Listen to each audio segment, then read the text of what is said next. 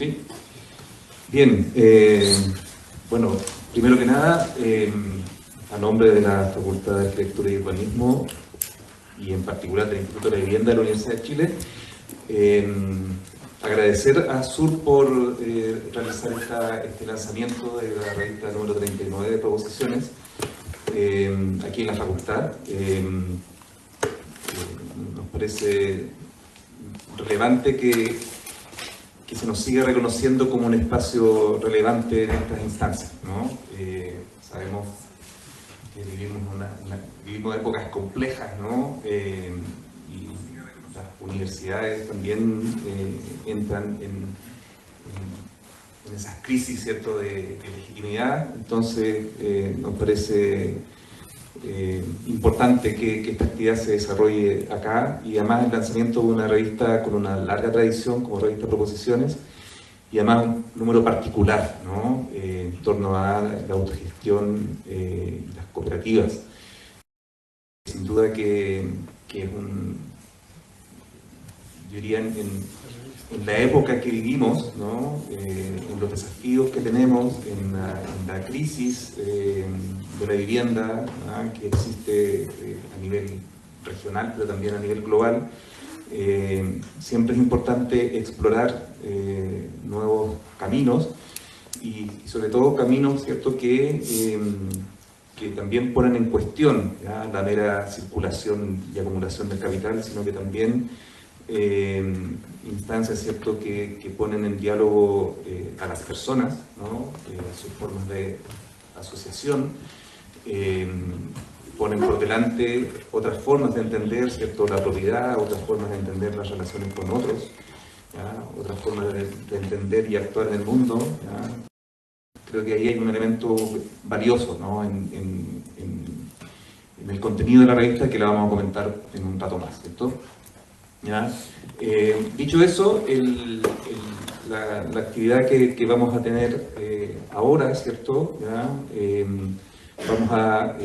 Vamos a tener, ¿cierto?, la presentación de Alfredo, ¿no? Que agradezco también, ¿sabes?, su presencia aquí en la facultad. Luego, Susana, que vamos a tener ahí una tanda, ¿cierto?, de cortos, ¿no?, en torno a la presentación de los artículos, y después al final vamos a tener un panel de cierre donde vamos a participar Carlos Araya, ¿cierto?, jefe de la División de Política Nacional, pero que hoy día está en calidad de subsecretario subrogante, ¿no? Sí, mayor importancia, ¿cierto?, de su presencia acá. Margarita de la Ñuble Mapu y quien habla, y Susana, ¿no? Entonces, dicho eso, ¿no?, darles la bienvenida a esta sesión, dar la bienvenida también a quienes nos siguen por streaming, y le doy la palabra entonces a Alfredo, ¿no?, para dar por iniciado formalmente el lanzamiento de la revista. Muchas gracias. Voy a ser muy breve. La idea del número y de la autogestión del cooperativismo fue viene de hace mucho tiempo de conversaciones con Susana, y por lo que Susana está haciendo, es decir, el año que más trabajo más por ahí. Pero dicho eso, yo quiero agradecer a todos los que hicieron posible la producción, Paulina Mata, Antonio Martija, Don Pérez, Susana, Javier, y particularmente a Jorge, con el cual conversamos y decidimos hacerlo acá, que nos da una cierta categoría. Ahora, una sola cosa, es decir, en la gráfica de la revista seguimos la vieja gráfica de hace 40 años, pero en la portada estuvimos viendo cómo hacer y qué colocar. Entonces, había muchas fotos de las más actuales. Cuando se hablaba de cooperativas salían fotografías de vivienda o plano.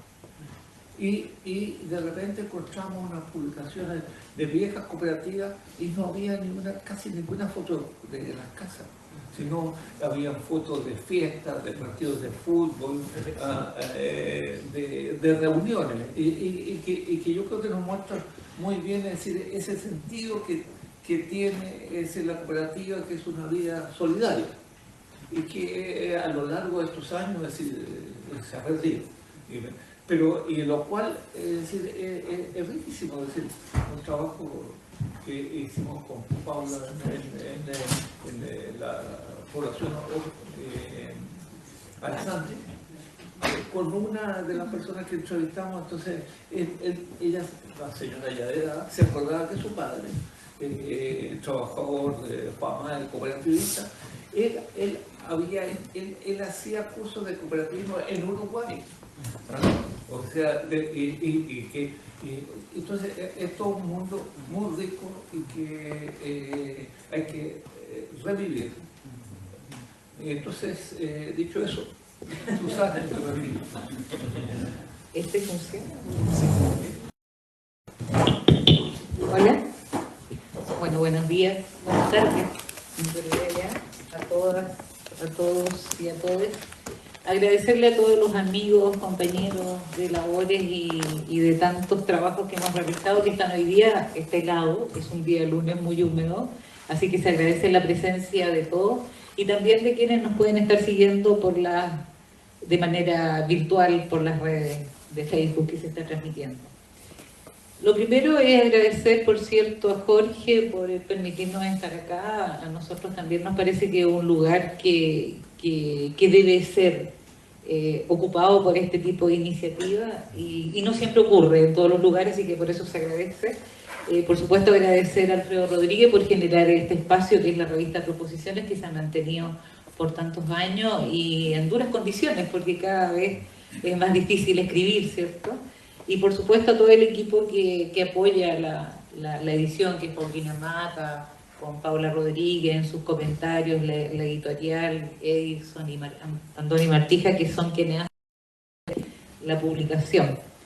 Y por supuesto un saludo muy especial a todos los coautores que participaron en este proyecto, y como decía Alfredo, el deseo de tener una revista de proposiciones sobre el tema de producción del hábitat era algo que veníamos intentando desarrollar hace hartos años, entre varios, lo hemos hablado con la Alejandra, por ahí, con varios amigos y compañeros, pensamos, bueno, es necesario un material que sea accesible, que sea a mano y que trate de juntar las experiencias que hay en la región. Sabemos que la FUCBAN tiene muchos artículos, el MOI, cada país ha ido publicando su trabajo, pero nos hacía falta un espacio, un documento de trabajo que estuviese, que sea más accesible y más fácil de leer también. Bueno, contarles que el objeto de la revista, el primer objetivo que tiene, es como contar con un panorama actualizado de lo que son las políticas públicas en producción social del hábitat en la región, y conocer cuáles han sido las experiencias más destacadas. Y de hecho, los artículos que son de fuera de Chile, que son 10, están muy centrados en las experiencias, en cómo se hacen las cosas, cómo se han ido creando marcos normativos, cómo se ha ido avanzando en las propuestas de política. Y para nosotros, para Chile, era súper importante contar con antecedentes de cómo se hace en otros lugares sin que se desarme el marco de las políticas en general. Entonces ese era un primer objetivo. Lo otro es contribuir a la instalación de políticas del hábitat, que son experiencias antiguas, como todos los que están acá, la mayoría sabemos, llevamos 60 años de materia sistematizando estas formas de producir vivienda, y sabemos además todos los que estamos acá que la gente cuando no tiene casa resuelve de cualquier forma, autoproduce su espacio, algunos con más recursos, otros con menos condiciones, lo hacen. Hay que resolver el tema habitacional, y ahí cuando se logra articular con políticas públicas que desarrollan estos espacios, puede ser muy constructivo y puede potenciar mucho el trabajo. Entonces, ahí nosotros creemos que hoy día la crisis habitacional, la crisis de acceso a la vivienda, nos muestra que el mercado no es suficiente y que el Estado puede poner muchos recursos, como ha ido pasando cada vez más en Chile. Hay dinero disponible y se ha ido aportando cada vez más a la vivienda. Sin embargo, el problema continúa y está grave. Está grave, en particular en Chile tenemos todo el tema de los campamentos, tenemos la cantidad de subsidios que no logran transformarse en casa, tenemos la presión del plan de emergencia habitacional, ¿cierto? Que es una gran responsabilidad. Nosotros vemos que el trabajo de las personas que quieren organizarse, participar de todo el proceso, es algo que hay que darle un espacio, hay que legitimarlo y hay que aportar con marcos normativos adecuados. Eso como en general del propósito de la revista. Yo creo que cuando ustedes la lean, la invitación a que la bajen está en Sitiosur, www.sitiosur.cl. La idea es que la descarguen desde ahí y ustedes van a poder ver que el conjunto de artículos efectivamente aporta a esta mirada regional. Y darle las gracias en particular a todos quienes escribieron, que quiero nombrarlos por país. Bueno, de Argentina hay un primer artículo de María Carla Rodríguez, el segundo artículo es de Néstor Heifetz y María Carla del Movimiento Ocupante Inquilino. Después de Bolivia hay una de Luis Ramírez, desde Brasil de Renata Mirón, desde Colombia de Alejandro Florián, desde Ecuador Luisa Maldonado, desde El Salvador Claudia Blanco, desde México Georgina Sandoval y desde España Iñaki Alonso. Este es el primer capítulo de la revista. El segundo capítulo de la revista es Chile. Quisimos dejar un espacio ahí en particular que nos permitiera recoger las experiencias que hemos logrado desarrollar acá. Hay un primer artículo que escribo yo, un segundo artículo que aporta Javier Orrego, que es coeditor de la revista. El tercer artículo de Chile es de Dori González sobre la experiencia de Ucamau. Después presentamos Yanna Morales de Valparaíso y yo la experiencia de la red de hábitat y las cooperativas que ha impulsado. Y finalmente Ana Subrañez con Elizabeth Andrade es la experiencia del macrocampamento Arenales de Antofagasta.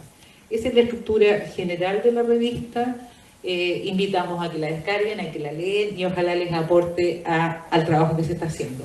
Ahora, de los artículos, yo no voy a hablar, lo que queremos mostrarles son unas cápsulas pequeñas de video que hicieron los coautores y que ahora las vamos a presentar por pantalla.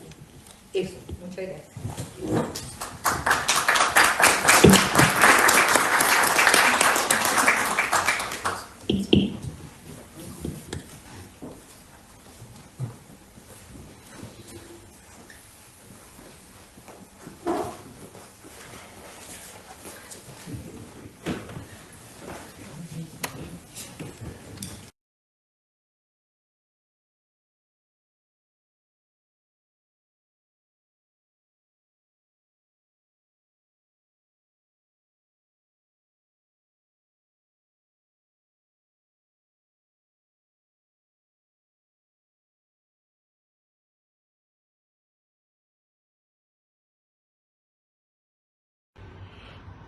Buenas tardes, soy María Carla Rodríguez, aquí desde Argentina, desde la Universidad de Buenos Aires y el MOI, celebramos la presentación de este número de SUR que nos va a permitir profundizar nuestros conocimientos, compartirlos y potenciar un necesario debate sobre el papel de la autogestión en la producción del hábitat y sobre todo en el fortalecimiento de una nueva sociedad.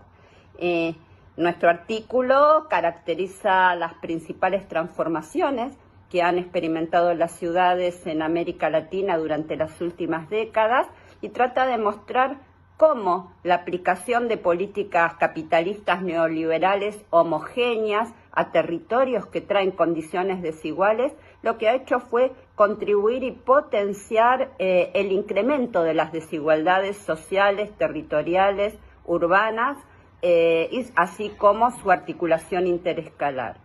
Muestra cómo la financiarización ha sido una herramienta privilegiada al operar sobre el suelo y el hábitat como elementos significativos para la extracción de rentas y para llevar adelante procesos sistemáticos de despojo y concentración de la riqueza.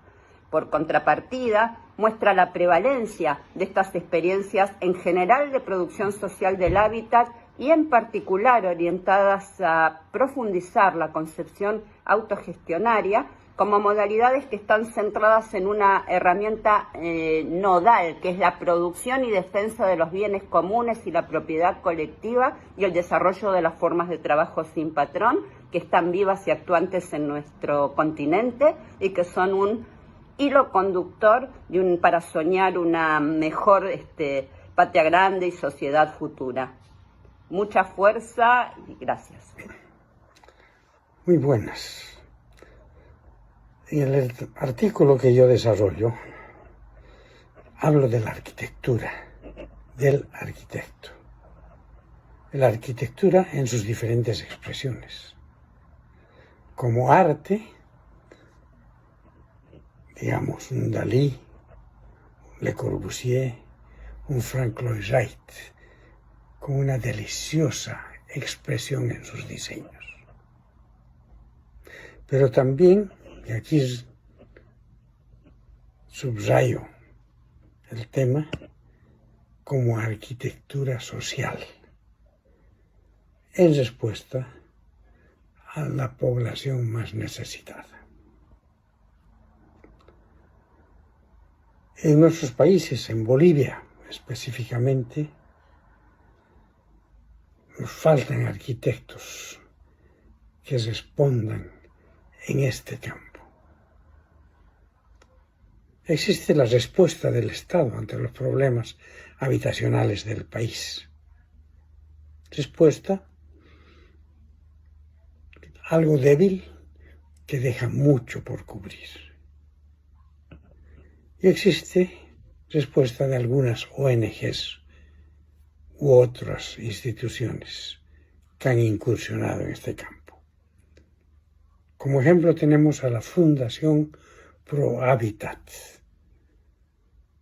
la que existe hace 40 años, iniciando sus tareas de mejoramiento de vivienda rural y hasta la fecha habiendo cubierto más de 40.000 casos de mejoramiento de vivienda, con un equipo interdisciplinario y específicamente en apoyo a las organizaciones de base que son los actores para este mejoramiento.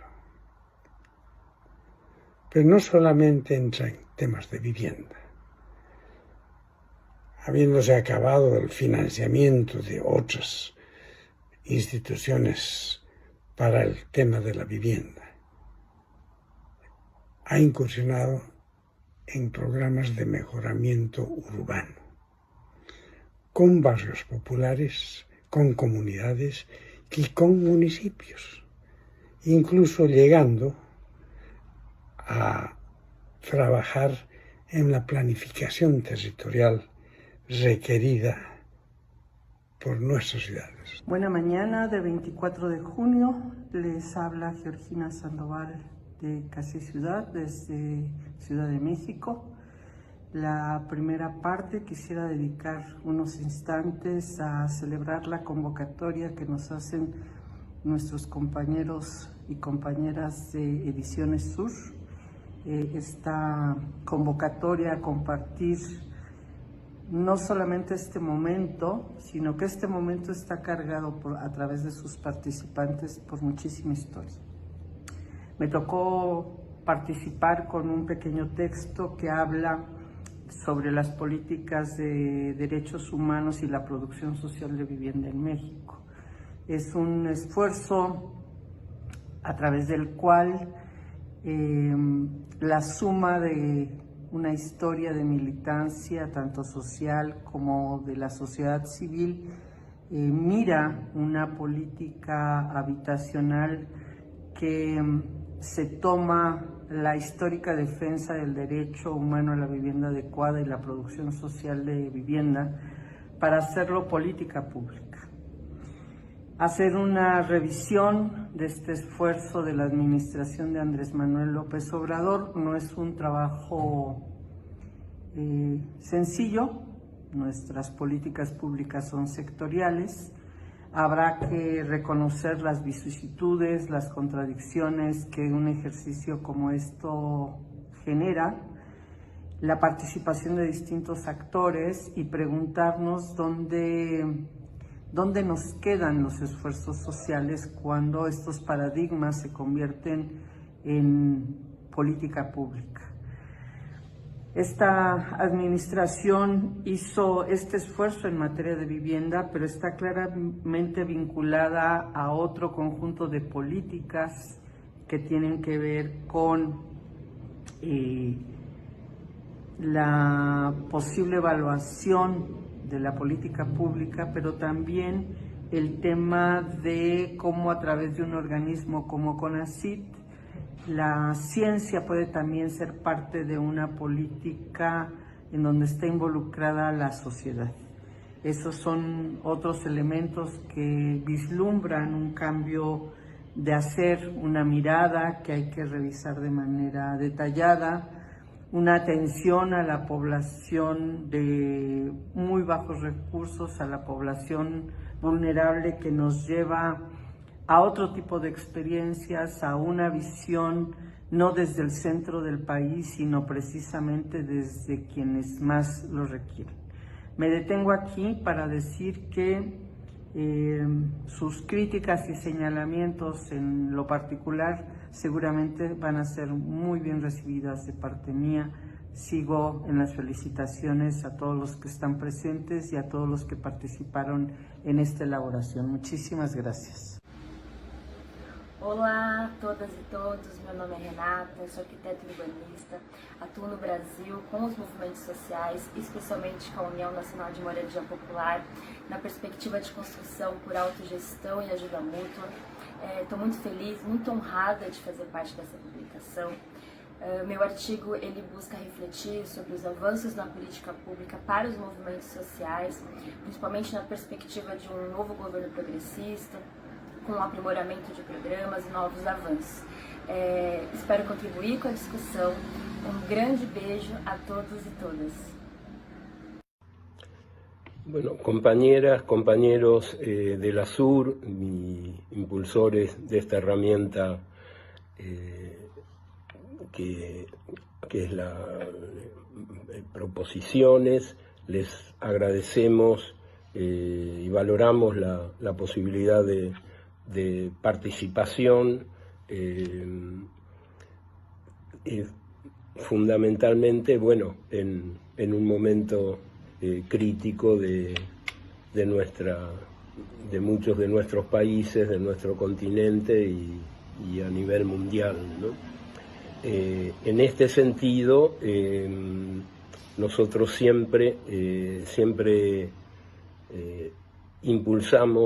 tratamos de impulsar conceptualmente y a través, desde luego, que tales conceptualizaciones se correlaten con prácticas materiales concretas, impulsando la concepción autogestionaria, ¿no? La concepción autogestionaria que, que específicamente lo venimos desarrollando en una de sus sectorialidades, cuál es la concepción de hábitat autogestionaria, ¿no?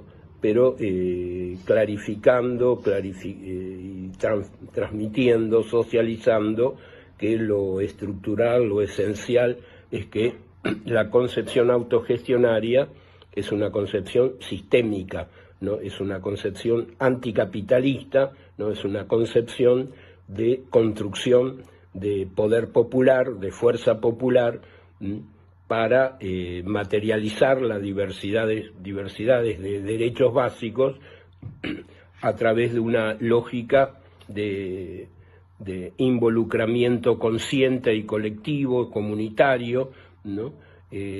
A través de la producción, descartando la lógica del lucro, producción producción por afuera de la lógica de sistemas de dominación, ¿no? La inexistencia del patrón, ¿no? Sino el patrón es un patrón colectivo, comunitario, ¿no? Que articula capacidades diversas, ¿no? Pero en función de ser parte de la construcción de una nueva sociedad, ¿no? Eje que para nosotros en este momento vuelve a tener clara esencialidad, digamos, para entenderla, para apropiarse de cuál es la concepción autogestionaria y también, desde luego, cómo se traduce, ¿no? Esta concepción en la sectorialidad del hábitat, ¿no? Sectorialidad en la cual nosotros hemos ido impulsando inicialmente en las primeras décadas, digamos, de los 90, impulsando la concepción autogestionaria en la ciudad de Buenos Aires, ¿no? En donde pudimos generar, articulando prácticas concretas, pudimos impulsar la creación de un marco normativo, de una ley de autogestión del hábitat en Cava, ¿no? Que está apoyada en un proceso previo, cual fue la Constitución del 96, ¿no? Que plantea entre uno de los temas fundamentales la promoción de la autogestión, el impulso de la autogestión.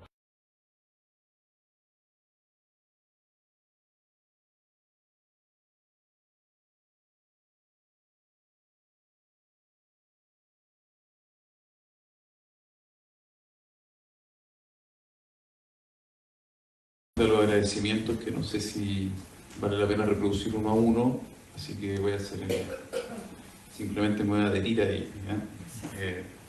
Eso no quiere decir que quiera menos hacerlo que los anteriores, ¿no? Pero bueno, como coeditor, ¿no? De este número de proposiciones, me siento bastante honrado y bueno, agradecido de Susana que ella me invitó cordialmente a participar, ¿no? De esta oportunidad. Así que, bueno, me gustaría en este momento poder contarle un marco general, un poco porque se han especificado algunas cosas, digamos, he especificado los artículos a expositores y a continuación viene otro video con los expositores que vienen.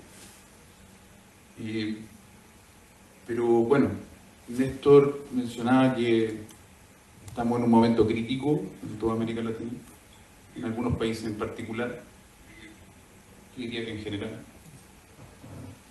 Y eso evidentemente colisiona con la visión de mundo que propone la producción autogestionaria. Esa visión además se ha venido concretando en las experiencias que ustedes van a ver en los distintos artículos de la revista. Pero lamentablemente hasta de un tiempo a esta parte, que diríamos que podrían ser quizás la última década o la coyuntura política más inmediata, estas experiencias, estos movimientos y organizaciones se han chocado contra la pared, básicamente, ¿no? Por decirlo menos. Y en algunos casos, digamos, los que han tenido menos desarrollo o los que están en ciernes en la producción autogestionaria han sufrido, ¿cierto?, la administración burocrática que les permite dar ciertas discusiones, tener algunas experiencias concretas, poder expandirse mucho más allá a gran escala. Por el otro lado, hay otras experiencias que han tenido mayor grado de desarrollo y que han sufrido un enfrentamiento directo por parte de ciertas, en este caso, por ejemplo, no sé, típico Bolsonaro, me imagino que los compañeros argentinos estarán sufriendo ahora las consecuencias de Milei, etc., ¿no?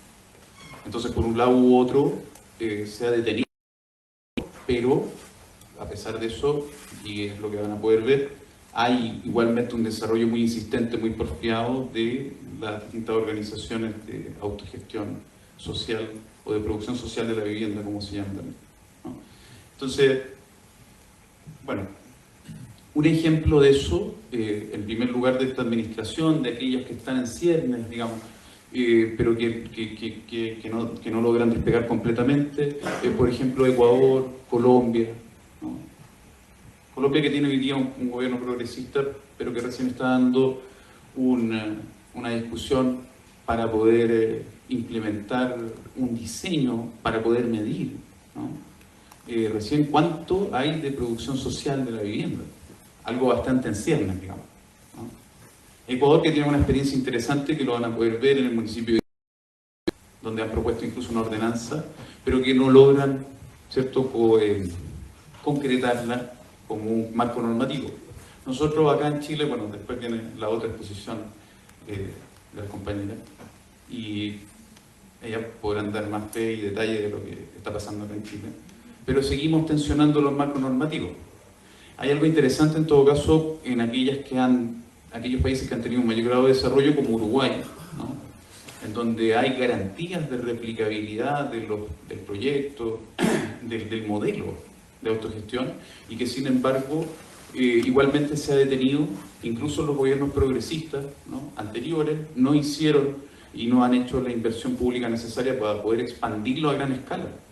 Eso significa que también ahí hay una administración de un modelo que está aprobado, que se puede hacer, pero que aún así no logra tener, ¿cierto?, la escala necesaria para poder digamos, avanzar a pesar, ¿cierto?, de los bancos, a pesar del capital financiero, etc.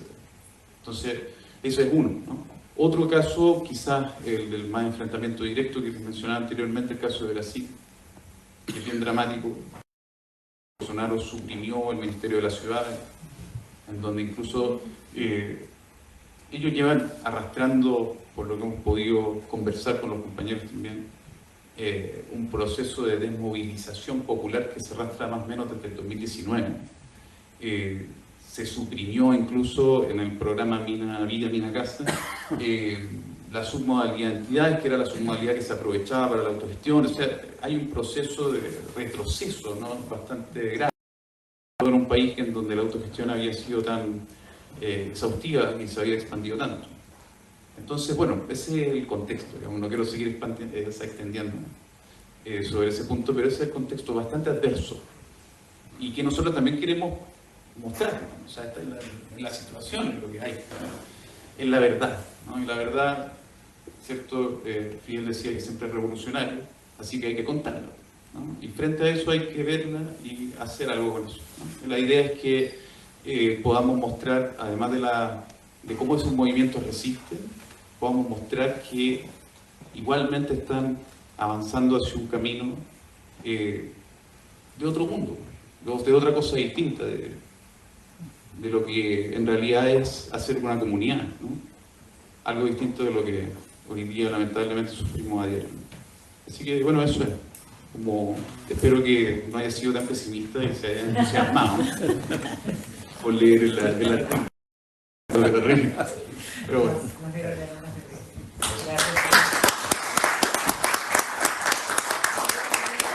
Ahora leemos la otra ronda de ideas y pasamos a los comentarios.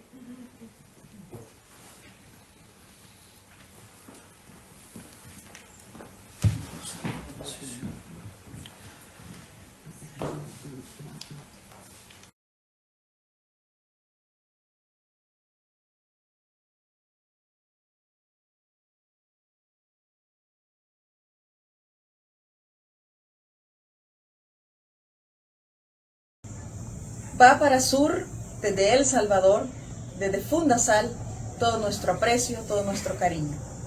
Gracias a Sur por haber aglutinado este colectivo fantástico de personas históricamente comprometidas con los procesos sociales de la vivienda y con el acceso universal al derecho humano a la vivienda. Especialmente desde El Salvador, para Alfredo Rodríguez, todo nuestro cariño siempre. Este artículo, que forma parte de este colectivo tan importante, relata un poco la historia de las cooperativas de vivienda por ayuda mutua en El Salvador. Brevemente da un brochazo de cómo fueron apareciendo y cómo se contagió esta semilla en suelo fértil en este país de El Salvador, en este país de San Romero de América.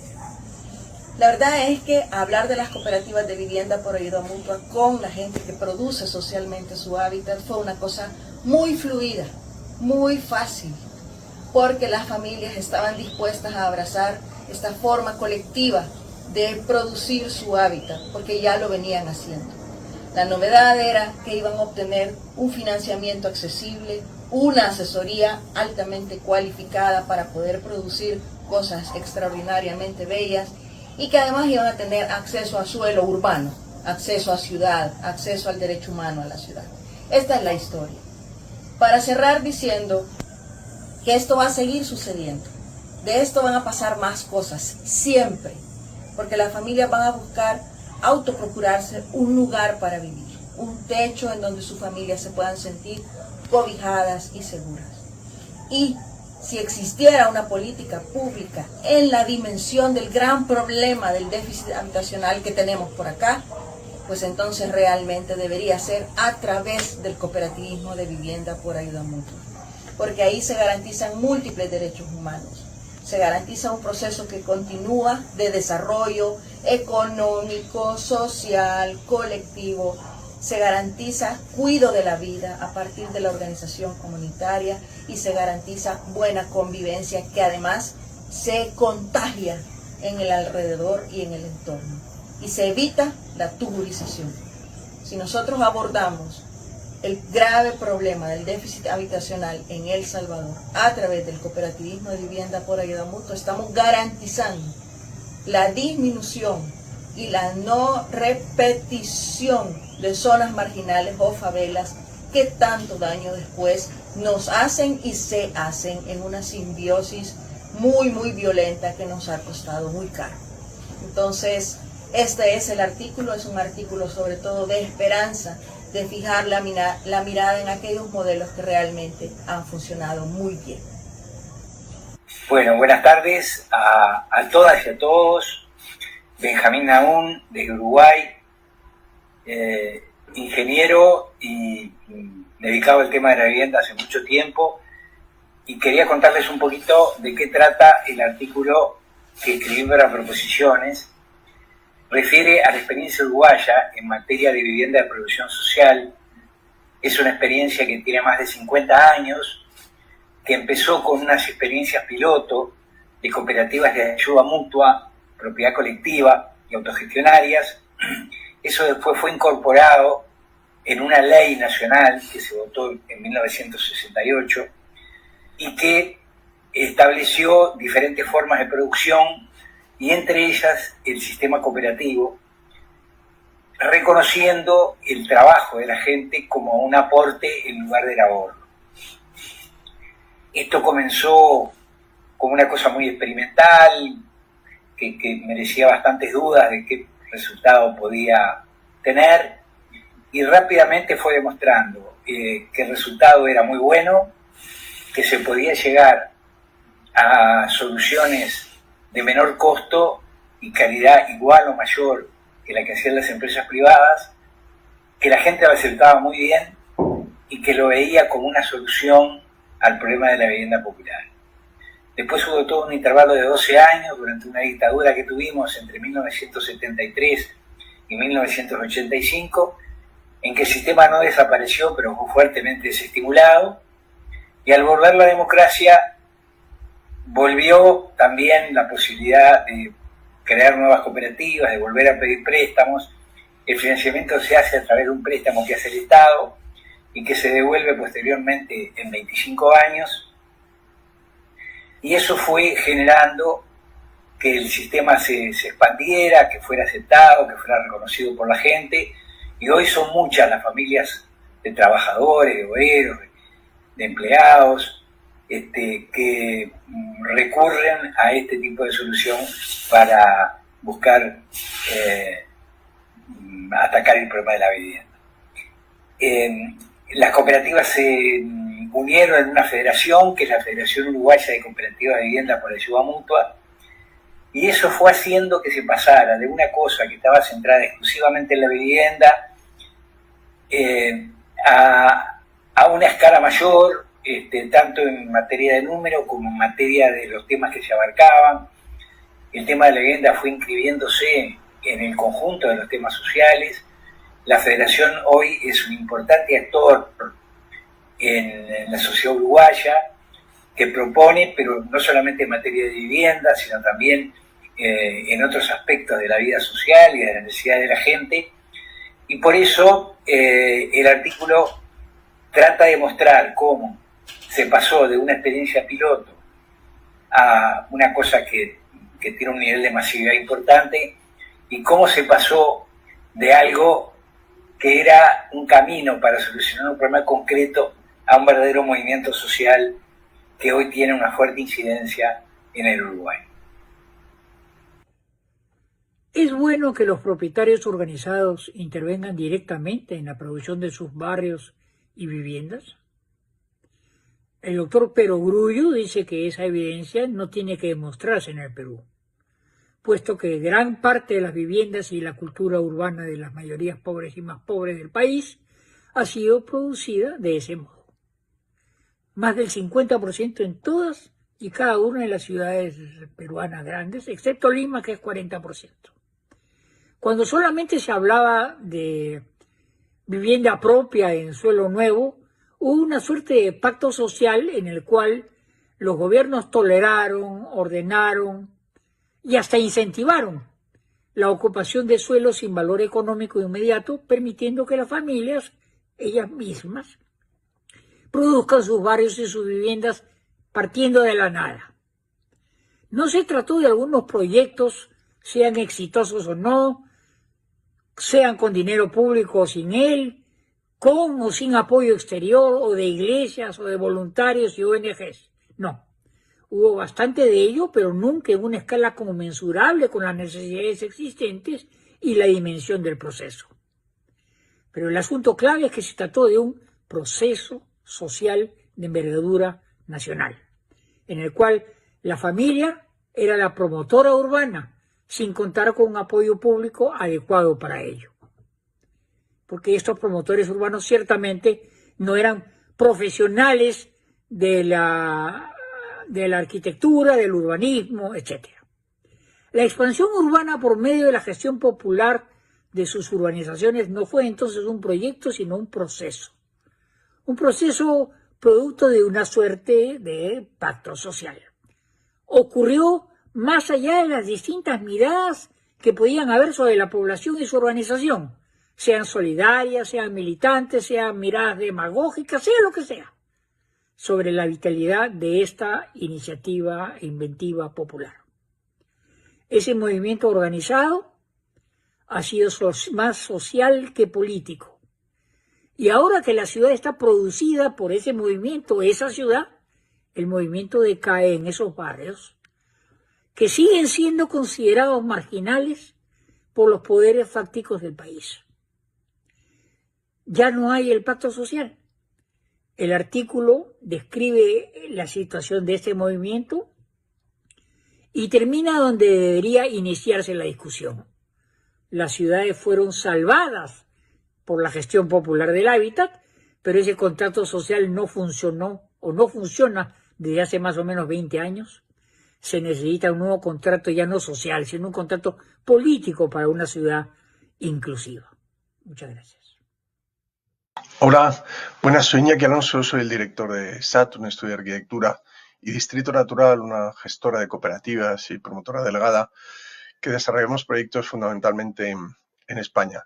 En primer lugar, daros las gracias por invitarme a participar de la revista Proposiciones y bueno, explicar de alguna manera el contexto de la situación que estamos viviendo en España con el desarrollo de modelos de vivienda cooperativa ecosocial, proyectos en derecho de uso, que bueno, se está expandiendo poco a poco en las principales ciudades de España y bueno, ha cogido una relevancia muy importante. El contexto de la vivienda es preocupante, cada vez tenemos más tensión financiera en el modelo de vivienda. Hay una necesidad de vivienda muy grande en España y en Europa en general. Supongo que el contexto de Latinoamérica será parecido.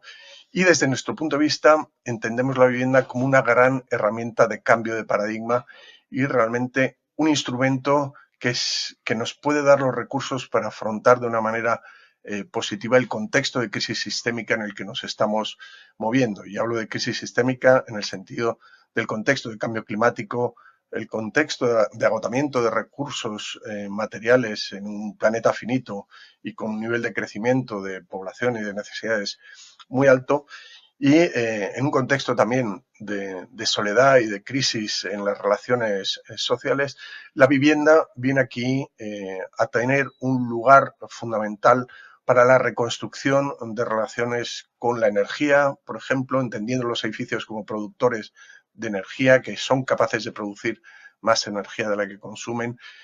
Desde la perspectiva del agua, en la medida que podemos considerar los edificios también como depuradoras que tengan capacidad de reciclar y reutilizar el agua, pero también en otros aspectos que podemos entender que están fuera de la vivienda, como la alimentación, edificios productores de alimentación con sistemas de invernaderos, sistemas de agrovoltaica, en la relación con la movilidad, porque los edificios también influyen en cómo nos movemos en las ciudades, en la medida que son capaces de producir movilidad sostenible, en cuanto a bicicletas con parkings eléctricos y coche eléctrico y todos estos aspectos. Pero un aspecto muy, muy importante y probablemente el más importante es que a través de la arquitectura de los edificios podemos reconstruir las relaciones entre las personas y afrontar contextos de soledad y afrontar contextos de crisis social y de resiliencia en este paradigma en el que nos vamos a mover los próximos años. Por lo tanto, creo que la vivienda viene a ocupar un lugar fundamental en los próximos años y debemos juntarnos, compartir estas experiencias para dar lugar a un concepto de vivienda que pueda resolver muchos de los problemas que están viniendo y van a venir. Así que mil gracias por participar. Espero que la presentación vaya muy bien y les mando un gran abrazo y un saludo desde España.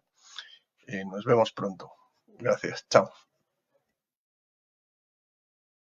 Compartir, más que nosotros contarles de lo que cada uno escribió, que estos videos les sirvan para motivar la lectura de ellos. Ahora, para cerrar, queremos invitar a Carlos Araya, a Jorge Larenas del INPI y a Margarita González de la cooperativa Ñuquemapu, que van a hacer comentarios generales acerca. Nos gustaría partir con Carlos.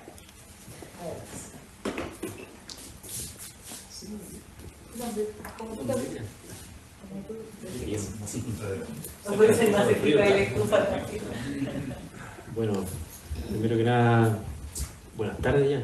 Sí, cerrado. Llegamos. Agradecer esta invitación, agradecer a Susana, a Jorge también, y a todos los autores que incluyeron ahí sus visiones sobre una materia muy relevante para nosotros, pero ignorada o poco recogida en las últimas décadas por parte del Estado en los procesos de producción. Ustedes saben mejor que nosotros por qué y qué nos llevó a esta situación. Creo que lo relevante y lo principal de este documento es poner al día y poner condensadamente distintas visiones con experiencias muy concretas y como material muy relevante para poder tomar decisiones sobre una cuestión que hemos estado discutiendo hace bastante tiempo. Cuando uno hace una revisión, yo lo recibí la semana pasada y entre las cosas que uno tiene que revisar, logré el fin de semana mirar algunos, me centré más bien en los artículos chilenos, debo decirlo. Después empecé a revisar lo otro. Creo que, y junto a los videos también, que creo que es una súper buena metodología como para una jornada como esta, creo que es súper relevante revisarlo en detalle. Y no de los funcionarias públicas, aquí veo a la Corey, a la Vero y a la Francisca también del servicio, ¿cierto? No solamente los funcionarias convencidos, porque yo creo que hay que convencer a más gente para resolver algunos nudos que nos están afectando hoy día. Creo que es una herramienta y es un material muy importante, yo se lo entregué al ministro antes de ir para acá, ¿cierto? Para poder discutir y poner en el debate ¿qué significa volver y recuperar, o hacer revivir, como dijo Alfredo, un método de producción del hábitat que es esencial y va a estar ahí? Yo creo que es fundamental y es casi natural.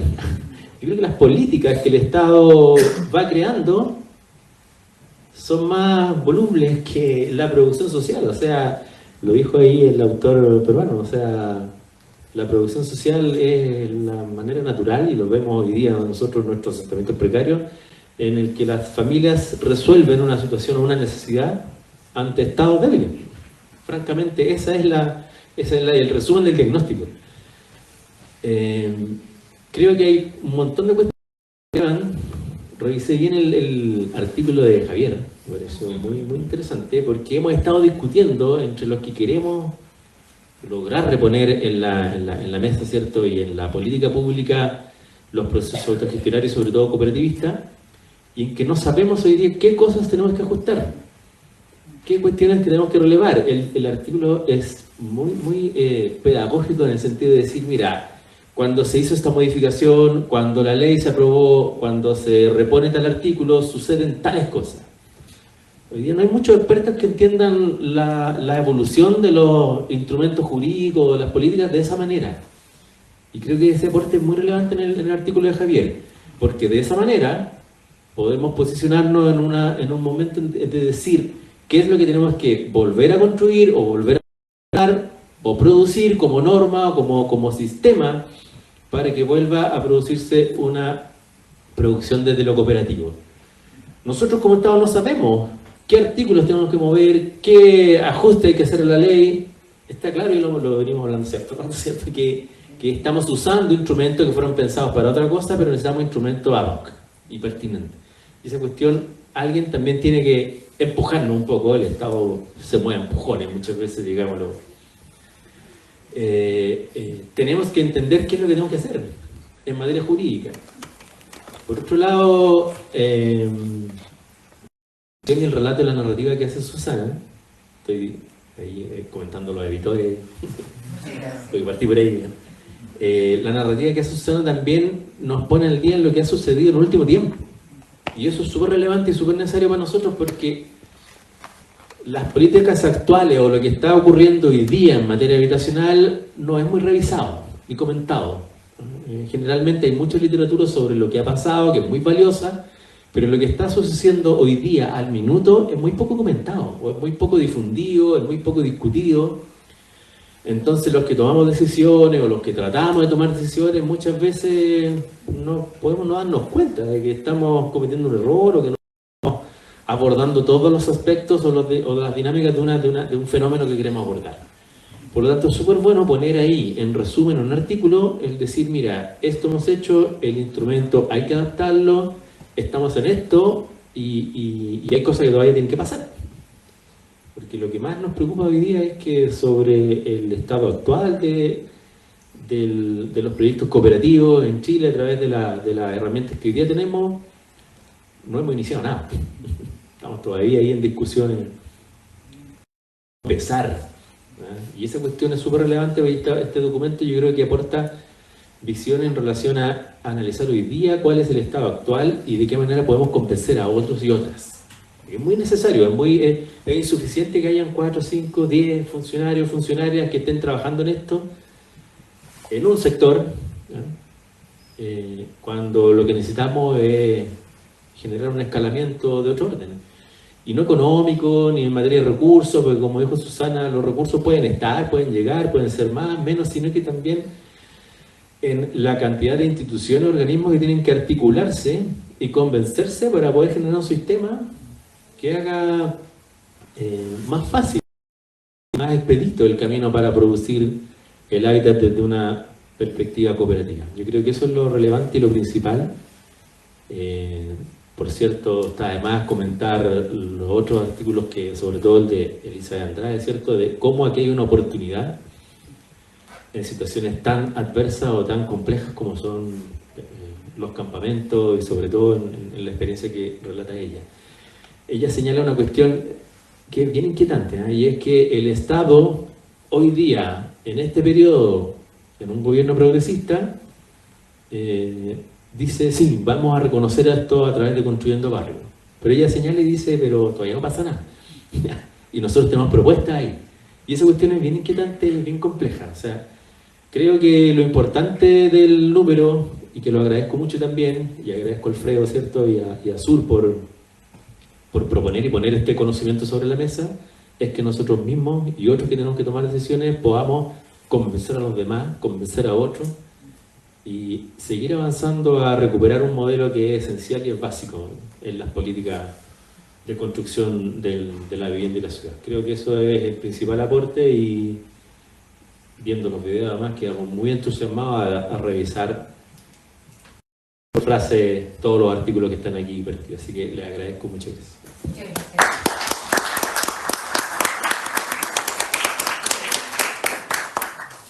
Margarita.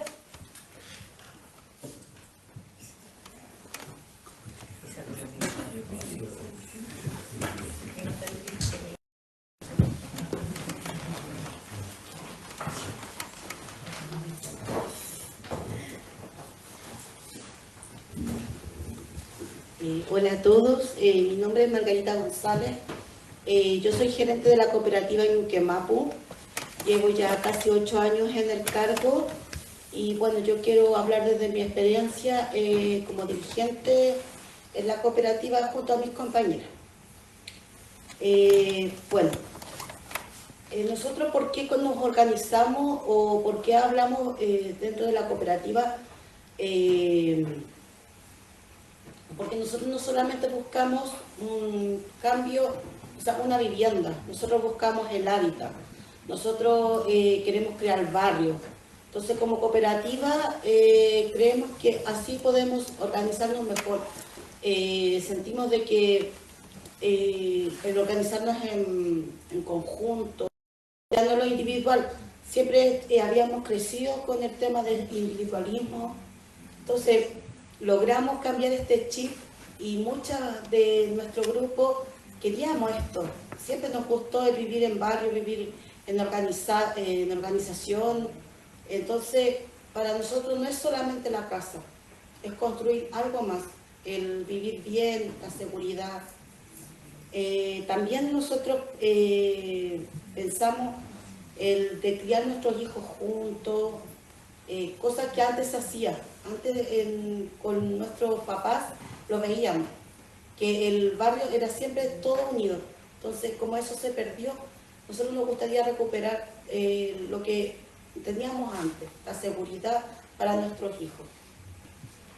También porque la autogestión, porque lo que nosotros buscamos es la participación en la decisión de todo en el barrio, lo que queremos construir, y no solamente decisiones como el color de la casa, también el autogestionar los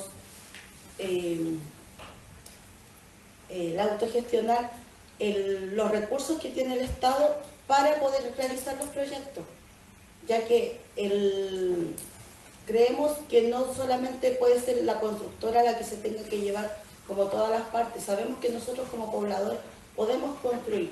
Tenemos el acompañamiento también de nuestros compañeros de la red SISTE, y donde vamos a construir un porcentaje del proyecto en obra gruesa con una constructora que es normal, y los compañeros de la red SISTE que trabajan con sin fines de lucro. Vamos a hacer las terminaciones, instalaciones, y aparte nosotros como cooperativa vamos a aportar en ayuda mutua, en trabajo al proyecto. Entonces, para que nuestras viviendas sean más grandes y no esas cajitas de fósforo que estamos acostumbrados a recibir. También vemos que en estos momentos tenemos altas dificultades para concretar el proyecto. Una de las razones son los tiempos de espera y nuestro propio vivir. La mayoría de las personas vive hacinado, vive de allegado, también con arriendos que ya no se pueden pagar, están cada día más complejos. También la exigencia es que a la organización, como nosotras, se le exige que casi es lo mismo que le están pidiendo, lo que le piden a una constructora normal. Y nosotros como cooperativas sin fines de lucro no tenemos los mismos recursos que ellos. También nosotros lo que estamos en estos momentos, que se necesita un marco normativo, pero que sea adecuado a las cooperativas. Y uno que también tenga un flujo de financiamiento para nosotros, porque nosotros no tenemos el mismo flujo que una entidad patrocinante normal. Y el iniciar obra. Es el gran desafío en estos momentos, que queremos iniciar obra luego, pronto, para poder construir. Y una también de estas dificultades es que se nos exigen las garantías sobre el fiel cumplimiento de contratos, que es lo mismo que se le requiere a las constructoras que cuentan con recursos para esto. Nosotros no contamos con estos recursos, entonces si no se nos como ablanda la exigencia, por decirlo de alguna forma, es como que nos están trabando y no podemos seguir avanzando. También los contratos se ha dificultado porque no ha habido como un pase o que se nos aliviane el tema de los dos contratos, que son con la constructora y con Resiste, para que podamos nosotros generar el proyecto. Y bueno, nosotros como cooperativa también se firmará un convenio de ayuda mutua al mismo, con horas de trabajo para lo que se requiere contratación de profesionales, que en el cual no está financiado. Nosotros necesitamos como una asistencia técnica donde se vaya acompañando el proceso completo, no solamente al principio, ya que como organizaciones sabemos que durante la construcción van a ser como las etapas a lo mejor más difíciles de congeniar o de poder llevar el trabajo a cabo, donde a lo mejor pueden haber más roces con los mismos compañeros, aunque sabemos que va a ser también el momento donde más nosotros le vamos a poner empeño, porque es lo que queremos. Porque esto es nuestro proyecto donde lo queremos concretar, donde va a ser nuestro y donde nosotros vamos a querer estar viviendo. Y no es un recurso que se va a perder. Entonces, eso es como lo que, como Nique Maco, es lo que nosotros buscamos, y como esperamos que a futuro todas las cooperativas puedan tener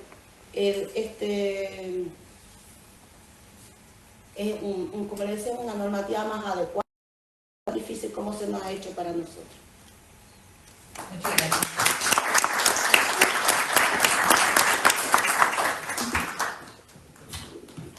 Bueno, gracias Margarita. Y ahora, para hacer el cierre, vamos a dejar a Jorge Larena, dueño de casa, y que nos va a aportar él. Muchas gracias. Bueno, algunos comentarios, ¿no?, que me parece relevante respecto del número de la revista. Creo que es interesante mirar desde dónde, podemos decir, de la diversidad de espacios de donde se produce el conocimiento, ¿no?, en este ámbito, ¿no? Hay una combinación, yo diría, bien entre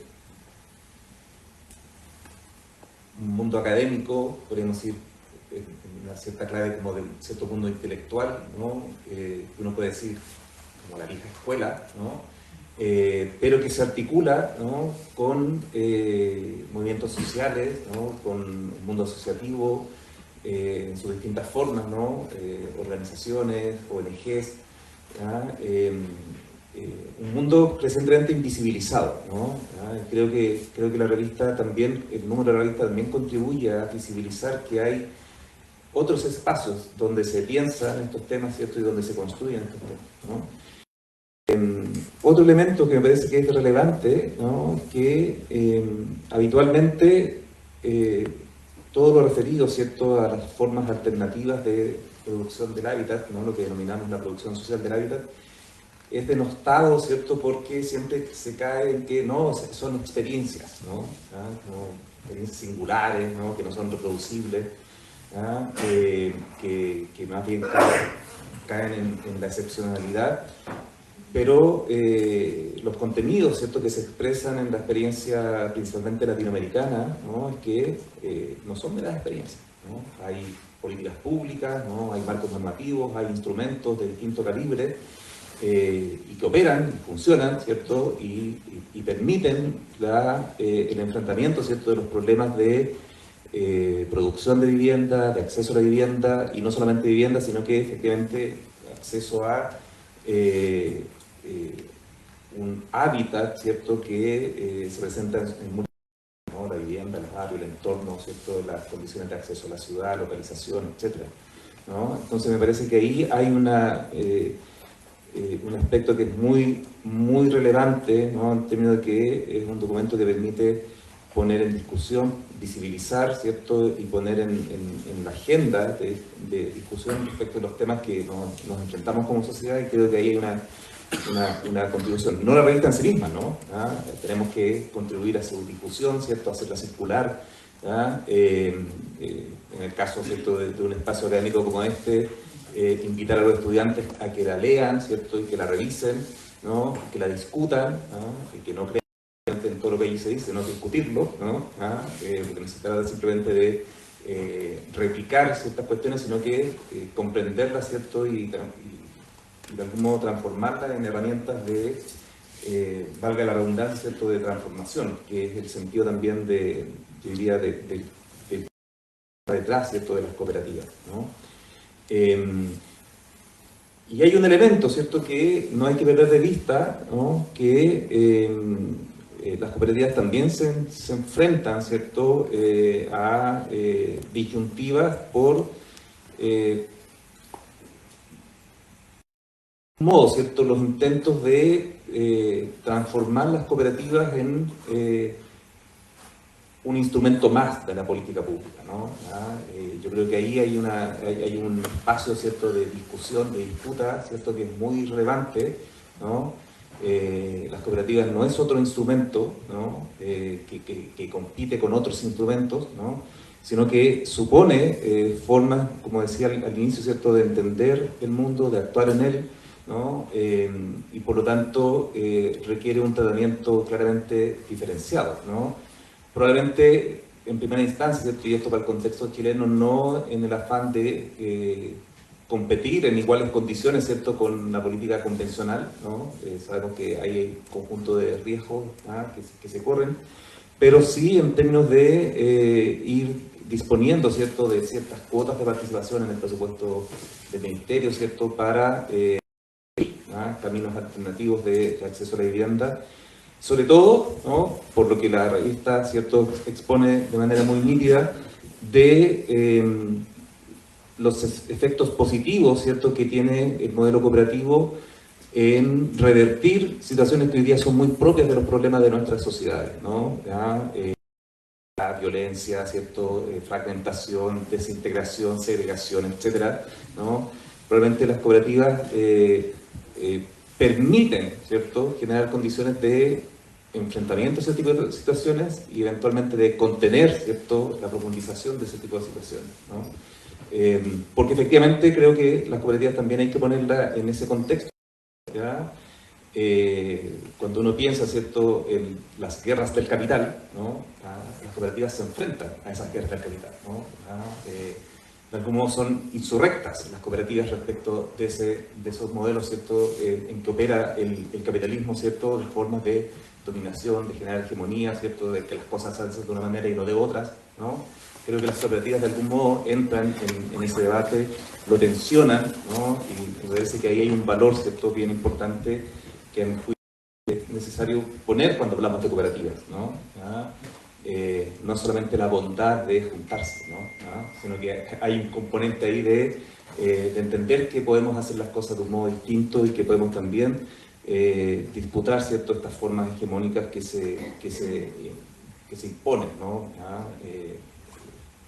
A través de un conjunto de mecanismos que, entre otros, ¿cierto?, las políticas públicas también operan allí, ¿no? Entonces me parece que ahí hay varios elementos, ¿no?, que la revista nos invita a discutir ¿ya? Es un elemento que contribuye, la revista en sí misma no va en esa dirección, ¿cierto? ¿Ya? Pero creo que nos permite instalar nuevamente yo pienso bien pesimista, ¿no? Compartía plenamente ahí las palabras de Javier al inicio, ¿no? ¿Ya? Pero como lo comentaba Susana, bueno, para salir, ¿ya? Siempre se dice que hay que tocar fondo, ¿no? ¿Ya? ¿Ya? Entonces también hay que, de algún modo, sufrir, ¿no? Eso, a qué nos enfrentamos, ¿cierto? ¿Ya? Para efectivamente mirar, ¿cierto? Con esperanza, ¿cierto? Lo que nos depara el futuro, ¿no? Y salir también de esta lógica presentista, ¿no? de la época en la cual vivimos, ¿no? Como decía, ser que no hay futuro, ¿no? Hay que producir y vivir en el presente, ¿no? Yo creo que las cooperativas también, ¿cierto? Por esas formas asociativas, esas formas, ¿cierto? De articularse, creo que también genera condiciones, ¿no? De entender, ¿cierto? Que los caminos no son individuales, ¿cierto? Las formas de enfrentar los desafíos no son individuales, ¿no? Que es necesario politizar, ¿cierto? Podemos decir los caminos de la vida, ¿no? Donde la vivienda es un evento importante de la vida, ¿ya? Y a propósito de lo que decía Alfredo, ¿no? Creo que las cooperativas efectivamente vuelven a instalar el tema no solo de la vivienda en sí misma, ¿cierto? Sino que efectivamente sobre los desafíos de la vida, ¿no? Creo que ahí hay una cuestión que me parece que es muy potente, ¿cierto? De rescatar del modelo cooperativo, ¿no? Así que eso por mi parte. Muchas gracias nuevamente por haber hecho este lanzamiento aquí en la facultad y seguir conectados, ¿no? Creo que nosotros como instituto, más allá de las dificultades que uno siempre enfrenta, ¿no? Nos sentimos más parte de la sociedad civil que de otras instancias, ¿no? Entonces, generar esas instancias de diálogo, ¿cierto? De conversación, nos parecen muy relevantes, así que nuevamente agradecemos esta instancia. Muchas gracias.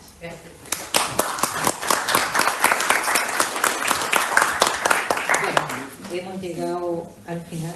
Les agradecemos muchísimo a todos quienes nos acompañan hoy día, a pesar del día oscuro y frío que seguro que la cantidad de videos y todas las ideas que a partir de ahí surgen motivarán la lectura, que es lo que queremos hoy día estimular.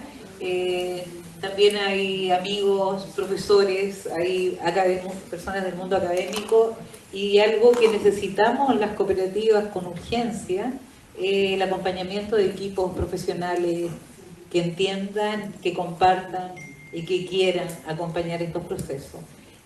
Nada, yo solamente agradecerles la participación y que descarguen la revista, difundirla y que ojalá sea un granito de arena a este camino que ya llevamos muchos años, y esperamos vernos pronto en la inauguración, en el inicio de obra de Ñuquemapu, de Yungay, o de la primera que parta eso.